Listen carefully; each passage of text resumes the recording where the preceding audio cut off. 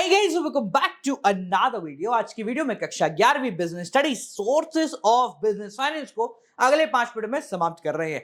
ये चैप्टर कई किताबों में 8 नंबर पे है और कुछ किताबों के अंदर 7 नंबर पे है। तो भैया आपकी किताब में जौन सा भी है बस उसको खोल के बैठ जाना। इस चैप्टर के नोट्स चाहिए, डिस्क्रिप्शन में उनका लिंक है, जाके ले लेना। बट अभी कुर्सी की वजह टाइट करो क्योंकि अगले 5 मिनट में पूरा चैप्टर समाप्त हो जाएगा।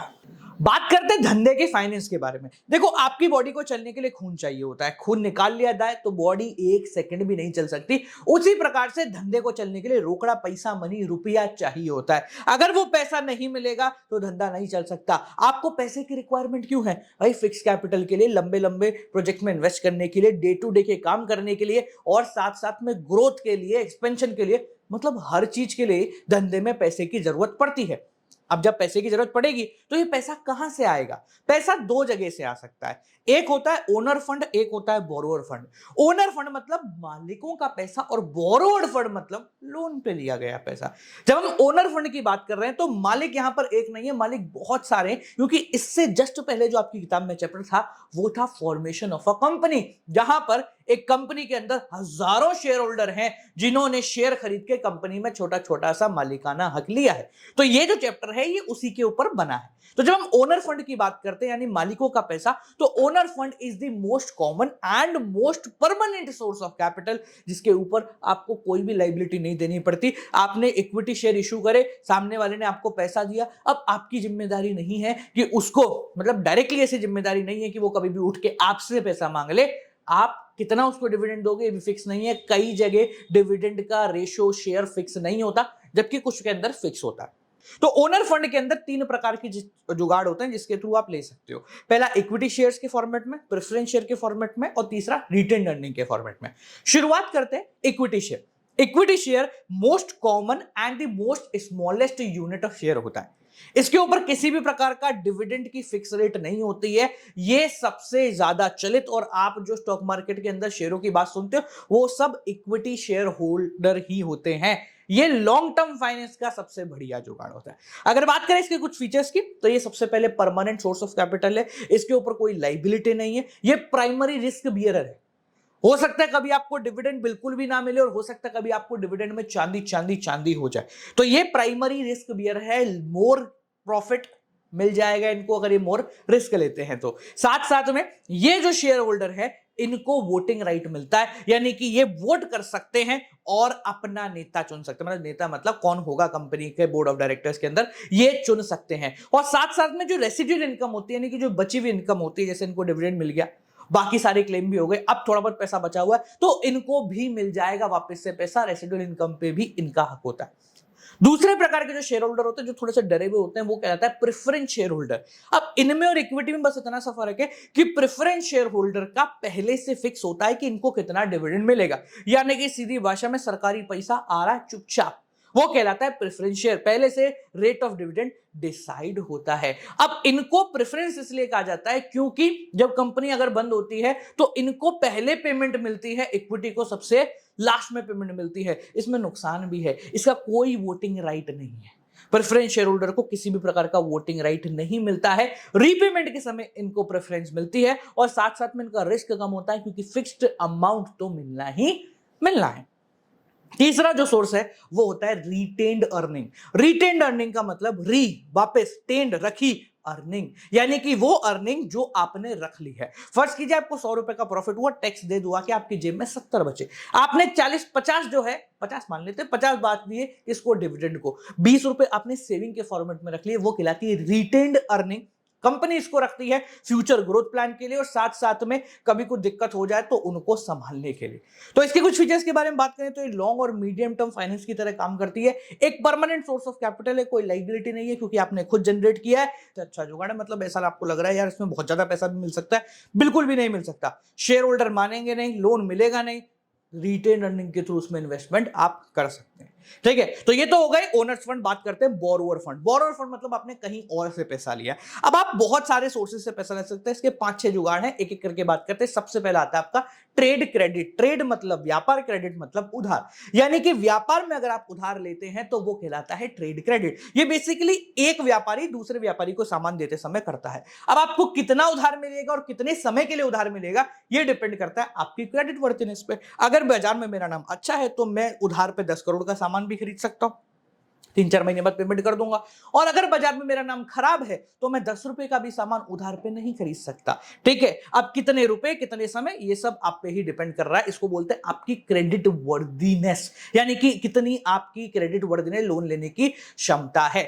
अब ये जो है ये पब्लिक के पास नहीं चल रहा है, ये बेसिकली एक ट्रेडर के थ्रू दूसरे ट्रेडर पे लिया जा रहा है। जब आप रॉ मटेरियल खरीदते हो तो 2-4-6 महीने में आप पेमेंट कर रहे हो। इसके फीचर है कि इजीली अवेलेबल हो जाता है अगर आपकी रेगुलर डीलिंग है तो, फ्लेक्सिबल है, कोई ऐसा रेट और कोई ऐसा रूल्स रेगुलेशन इसके अंदर नहीं काम करते हैं, और साथ साथ में पैसा जुगाड़ने के लिए आपको कुछ नहीं करना पड़ता, बस डीलर को फोन करना पड़ता है, मैं 2-3 दिन में पेमेंट करा देता हूं। दूसरा जो सोर्स ऑफ बोरोवर फंड है वो है पब्लिक डिपॉजिट, जिसको हम मीडियम टर्म बोरोवर फंड भी कहते हैं। अब पब्लिक डिपॉजिट का तात्पर्य क्या होता है कि आपने पब्लिक को बोला कि कंपनी को पैसे चाहिए, तो पब्लिक आपको पैसे दे दे।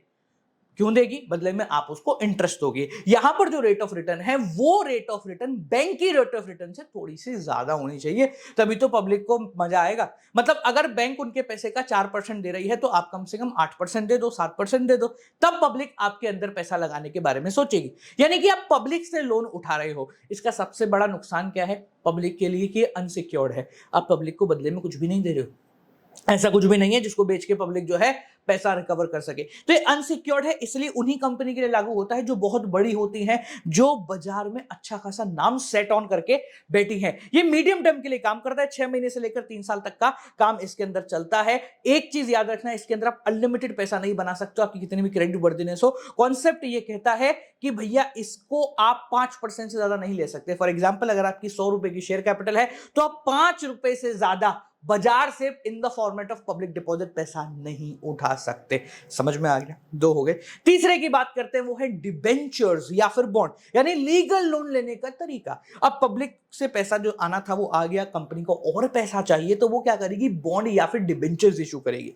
डिबेंचर क्या है? डिबेंचर एक तरीके से शेयर का फॉर्मेट है जिसमें आप सामने वाले को मालिकाना हक नहीं दे रहे हो, उसको अपनी कंपनी का एक तरीके से क्रेडिटर बना रहे हो। यानी कि आपने सामने वाले को एक पर्चा दिया, उस पर लिख दिया कि आप मुझे 10 लाख रुपए दे रहे हैं और बदले में उसने आपको 10 लाख रुपए दे दिए। अब इस जो पर्चा आपने उसको दिया है उसके बदले में आप उसको हर 6 महीने या साल के अंदर इंटरेस्ट प्रोवाइड कर रहे होंगे, और जिन लोगों के पास ये पर्चा आता है उनको हम बोलते हैं डिबेंचर होल्डर्स। भैया कक्षा 12वीं के अंदर तो इसका पूरा चैप्टर है कि डिबेंचर कैसे इशू किए जा रहे होंगे। ठीक है, इसके कुछ फीचर्स के बारे में बात करें तो बोरोवर्स फंड का ही सबसे अच्छा सोर्स है। फिक्स रेट ऑफ इंटरेस्ट आपको देना पड़ता है, रीपेमेंट आपको करनी पड़ती है, कंपलसरी है भैया। मतलब कुछ फिक्स मैच्योरिटी पीरियड होता है, 3 साल, 5 साल, 7 साल, उसके बाद आपको पेमेंट करनी पड़ती है। अब क्योंकि डिबेंचर होल्डर है, एक तरीके से लोन दिया है उन्होंने आपको, तो वो आपकी कंपनी में कोई भी मालिकाना हक नहीं रखेंगे, तो उनके पास कोई भी वोटिंग राइट्स नहीं होते। ठीक है जी। चौथे पॉइंट की तरफ आते हैं जो कि है आपका कमर्शियल बैंक्स। आप कमर्शियल बैंक के बारे में आप सभी जानते हैं, आपके आसपास जो भी बैंक हैं वो कमर्शियल बैंक की कैटेगरी के अंदर ही आते हैं। ये आपको शॉर्ट टर्म या मीडियम टर्म लोन प्रोवाइड करा देते हैं, और ये सिर्फ लोन आपको ऐसा नहीं है कि जैसा आप सोच रहे हो वैसा ही डायरेक्टली लोन देंगे। लोन बहुत अलग अलग तरीके से प्रोवाइड कराते हैं। जैसे आपको ओवरड्राफ्ट फैसिलिटी दे दी, यानी कि आपके खाते में 10 लाख है, आपने 11 लाख का चेक फाड़ दिया तो आपको चेक क्लियर करवाने दिया, तो ये भी एक लोन लेने का तरीका है। कैश क्रेडिट प्रोवाइड कराते हैं, लेटर ऑफ क्रेडिट प्रोवाइड कराते हैं, short and medium term loan भी प्रोवाइड करवा देते हैं। अगर इनके कुछ फीचर्स की बात करें तो भाई ये फ्लेक्सिबल सोर्स है, आपकी जब इच्छा है तब आप ले सकते हैं। शॉर्ट टर्म पीरियड के लिए ही करवाते हैं, ये आपको रिस्ट्रिक्शन लगा देते हैं कि भैया इन जगह ही आप यूज कर सकते हैं, इसके अलावा कहीं भी हमारे पैसे को इस्तेमाल नहीं कर सकते। आपको बदले में कुछ गिरवी रखना पड़ता है, तो इसलिए थोड़ा सा रुकने वाला काम है। और साथ साथ में बैंक डिटेल इन्वेस्टिगेशन करेगा, लोन देने से पहले पूरा जांच पड़ताल करेगा किसको, क्यों, किस लिए, कब दिया जा रहा है लोन। चौथे के बाद आता है पांचवा सोर्स जो कि है लोन फ्रॉम फाइनेंशियल इंस्टीट्यूशन। अब सरकार ने कुछ ऐसे फाइनेंशियल इंस्टीट्यूशन बना रखे हैं जिनका काम ही है बड़ी बड़ी ऑर्गेनाइजेशंस को लोन देना। वो लोन देने के साथ साथ एडवाइस देने का भी कार्य कर रहे होते हैं। ये बेसिकली लॉन्ग टर्म लोन में काम करते हैं और अगर इनको कंपनी अच्छी लग जाती है तो ये उसके अंदर इन्वेस्ट एज एन ओनर है, मतलब शेयर भी खरीदने में लोग इंटरेस्ट लेते हैं। अब साथ साथ में ये आपको सिर्फ डोमेस्टिक करेंसी में नहीं, फॉरेन करेंसी में भी लोन प्रोवाइड करवा देते हैं अगर आपको बाहर जाके धंधा करना है, कोई दिक्कत की बात नहीं है। अच्छा, अपन ने पिछले चैप्टर के अंदर एक अंडर राइटर का कॉन्सेप्ट पकड़ा था कि अगर मान लो आपने 100 रुपए के शेयर बाजार में डाले, 90 रुपए से कम अगर आपके पास पैसा आया तो कंपनी वहीं बंद हो जाती है। तो इसको बचाने के लिए अंडर राइटर आ जाते हैं। अंडर राइटर यानी कि कंपनी अपनी तरफ से कुछ लोगों को छोड़ देती है, दलालों को, जिनका काम होता है कि किसी ने नहीं खरीदे तो तुम जाके खरीद लेना। तो ये अंडर राइटर प्रोवाइड कराने का भी कार्य करते हैं। इसके अलावा आखिरी छठा जो सोर्स है वो है आपका इंटर कॉर्पोरेट डिपॉजिट, जिसको हम शॉर्ट टर्म के लिए यूज करते हैं। इंटर कॉर्पोरेट डिपॉजिट का मतलब क्या है? एक दुकानदार ने दूसरे दुकानदार से लोन ले लिया है। अच्छा, दोनों का आपस में कोई डील नहीं है, बट तब मेरे को जरूरत थी तो तू दे दे यार, थोड़े दिन में वापस कर दूंगा। ये कहलाता है inter corporate deposit in between firm. अब ये 3 तरीके से दिया जा सकता है, 3 महीने के लिए, 6 महीने के लिए या फिर कॉल डिपॉजिट।